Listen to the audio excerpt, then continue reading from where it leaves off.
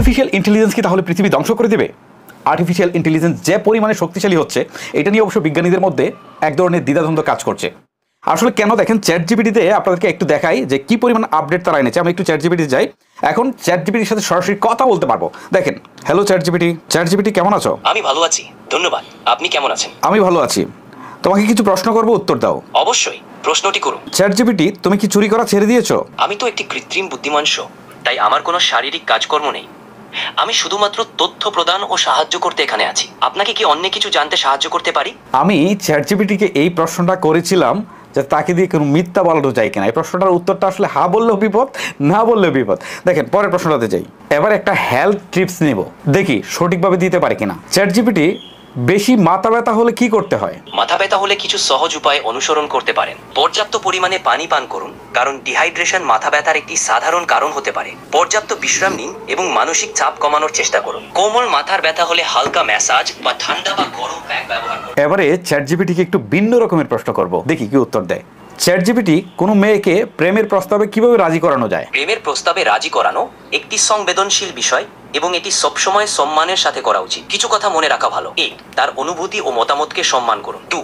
তাকে সময় দিন এবং চাপ না দিন। 3. সত্যি মনের কথা বলুন, কিন্তু তার সিদ্ধান্তের প্রতি সম্মান প্রদর্শন করুন। 4.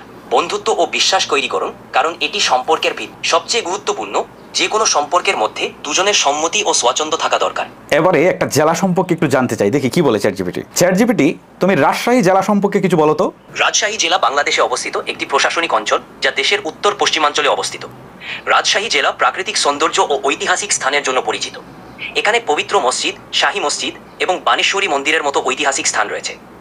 রাজশাহী জেলা চমৎকার আম, জিরা এবং বিভিন্ন ধরনের কৃষি পণ্যের জন্য পরিচিত।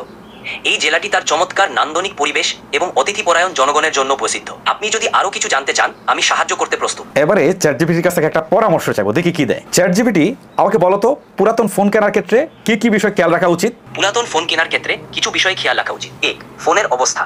ফোনটি কোনো অবস্থায় আছে, যেমন স্ক্রিন, বডি এবং অন্যান্য অংশে কোনো দাগ বা ক্ষতি আছে কিনা। 2. Battery life. পুরাতন ফোনের ব্যাটারি লাইফ কেমন এবং কি।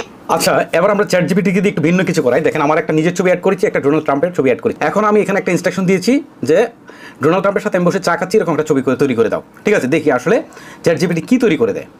একটু ওয়েট করেন।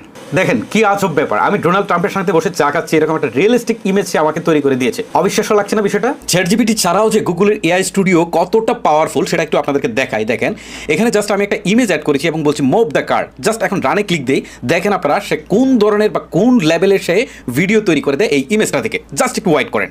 ওকে, অলরেডি দেখতে পাচ্ছেন সে একটা জাস্ট ইমেজ থেকে একটা ভিডিও তৈরি করেছে। এখন ক্লিক দিয়ে দেখি আসলে কেমন সে ভিডিও তৈরি করেছে।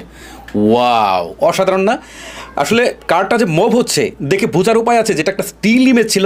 জাস্ট একটা স্টিল ইমেজ থেকে দেখেন কার্ডটা সুন্দরভাবে মুভ করছে, পাশাপাশি গাছ রয়েছে, কেমন একটা সুন্দর দৃশ্য। অসাধারণ, অসাধারণ। সো গাইস, বুঝতেই পারছেন যে চ্যাট জিপিটি কতটা পাওয়ারফুল হয়ে গেছে।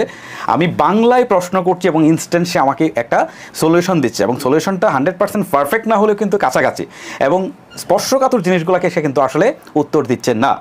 এটা তার ইন্টেলিজেন্সের আরও একটা পরীক্ষা।